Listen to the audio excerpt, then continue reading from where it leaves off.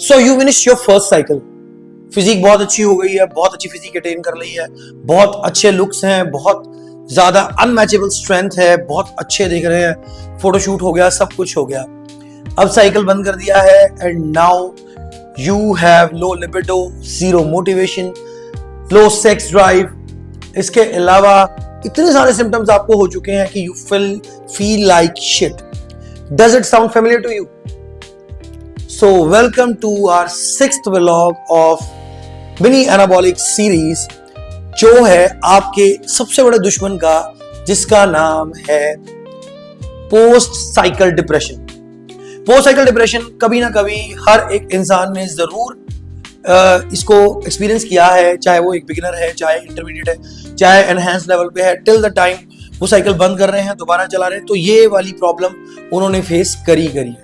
सबसे पहला हमारा इसमें पॉइंट आता है कि ये प्रॉब्लम होती क्यों, क्या दिक्कत हो सकती है। पहली चीज है, जब हम कभी एनाबॉलिक्स यूज करते हैं, एनाबॉलिक एंड्रोजेनिक स्टेरॉइड्स को यूज करते हैं, तो हमारी जो लिबिडो है, जो हमारा एचपीटी एक्सिस है, वो बंद हो जाता है, एलएच और एफएसएच की सिक्रीशन बंद हो जाती है, as a result of which testosterone बनना बॉडी बंद कर देती है। लेकिन जब हम उसको बंद करते हैं साइकिल को, तो उस टाइम पे इसको रिवाइव होने को समय लगता है। उस टाइम पे हमारा जो नेचुरल टेस्टोस्टेरोन है वो बंद है, शट है।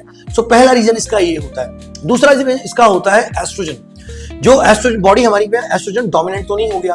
कई बार हम टेस्ट की बहुत हैवी डोजेजेस लेते हैं, जिस वजह से क्या होता है, हमें ये लगता है, होता ये है कि बॉडी के अंदर अरोमेटाइजेशन बढ़ जाती है, या फिर ये भी हो जाता है कई बारी कि बहुत सारी चीजें, बहुत सारे सॉल्ट्स ऐसे हैं जो हम बहुत एक्सेसिवली यूज करते हैं, जो अरोमेटाइज ज्यादा होते हैं। सो इस केस के अंदर भी हमारी बॉडी के अंदर एस्ट्रोजन डोमिनेंट हो जाता है। लेकिन जो एस्ट्रोजन है वो हमें पता है कि वो एक फीमेल हार्मोन है, और फीमेल हार्मोन अगर बॉडी में डोमिनेंट होगा तो ऑब्वियसली बात है मूड स्विंग्स होंगे, लो लिबिडो जाएगा ही जाएगा। ठीक है, एस्ट्रोजन की रिक्वायरमेंट है हमारी बॉडी के अंदर, लेकिन जब डोमिनेंट हो जाएगा तो हमें बहुत सारी प्रॉब्लम्स आएंगी। इसके अलावा हमारे डोपामिन इम्बैलेंस हो जाते हैं, हमारे कॉर्टिसोल लेवल स्पाइक हो जाते हैं, और बहुत सारी प्रॉब्लम्स आती है। ये तो हुई हमारी फिजिकल प्रॉब्लम्स। इसके अलावा एक प्रॉब्लम आती है, that is called your mental problem, mental state. क्यों?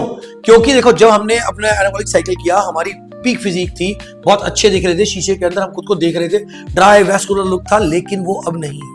सो ये प्रॉब्लम जो हमारा पोस्ट साइकिल डिप्रेशन आता है, ये फिजिकल के साथ साथ हमारा साइकोलॉजिकल यानी कि मेंटल भी होता है।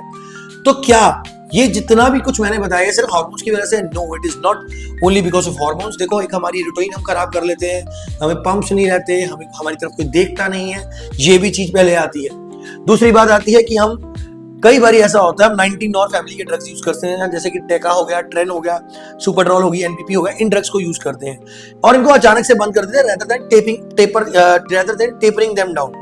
उसको टेपर डाउन नहीं करते, डोज कम नहीं करते, डायरेक्टली बंद कर देते हैं। तो वहां पे भी ये दिक्कतें आती, क्योंकि हमें पता है कि अगर प्रॉपर ट्रांजिशन नहीं होगी डेका की या किसी भी चीज की, टेस्टा के अंदर, जैसे हमने बताया हुआ अपनी वीडियोस के अंदर भी, कि डेका को जब बंद करना है तो कुछ देर के लिए आपको टेस्टा पे जाना चाहिए, तो तभी भी ये प्रॉब्लम आएगी। इसके अलावा बहुत सारे लोग न्यूरोकॉर्टिक स्टेरॉइड्स को, न्यूरोस्टेरॉइड को कभी सपोर्ट में नहीं रखते। जैसे कि हमने एक बात करी थी प्रेमिपेक्सोल की, और दूसरी हमने बात करी थी सेलिग्रीन की। ठीक है, तो इन चीजों को भी ऐड नहीं करते, जिस वजह से सीएनएस का जो सपोर्ट है वो भी कम होता जाता है, और as a result CNS fatigue बहुत जल्दी होने लग जाता है और हमें दिक्कतें होती है। तो ये तो हो गया कि क्यों। अब हमें करना क्या चाहिए जब ये प्रॉब्लम होगी? सबसे पहली बात है, पीसीटी बिल्कुल करके हम आराम से बैठ जाएंगे तो वो गलत है।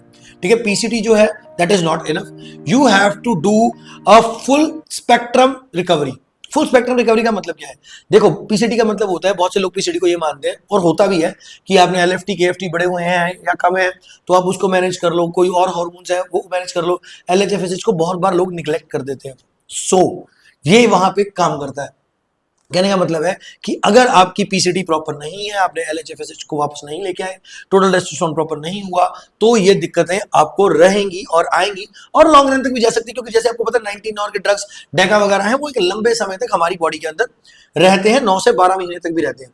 इसके अलावा आप नेचुरल टेस्टो बूस्टर्स को भी इंक्लूड कर सकते हैं, अश्वगंधा, शिलाजीत को भी लोग इंक्लूड कर सकते हैं। लेकिन उससे ज्यादा बेटर है कि अगर आप डोपामाइन को इंप्रूव करने के लिए, डोपामाइन सपोर्ट के लिए कुछ सप्लीमेंट्स को ऐड करें, जैसे हैप्पी हार्मोन्स के नाम पे एक इंजेक्टेबल आता है, उसको यूज कर सकते हैं। उसके अलावा आप कर सकते हैं कि देखो, कई बार क्या होता है, हम सीएनएस सपोर्ट की बात कर रहे थे, तो सीएनएस सपोर्ट में NAD plus, therapeutic NAD plus को आप यूज कर सकते हो। इसके अलावा कई बार इंजरीज हो जाती है, जिस वजह से हमें अपना ये बंद करना पड़ता है, साइकिल बंद करना पड़ता है। तो उसको रिकवर करने के लिए TB500 और BPC157 जैसी चीजों को भी, पेप्टाइड्स को आप साथ में ऐड कर सकते हो। लेकिन क्या ये चीजें इनफ है?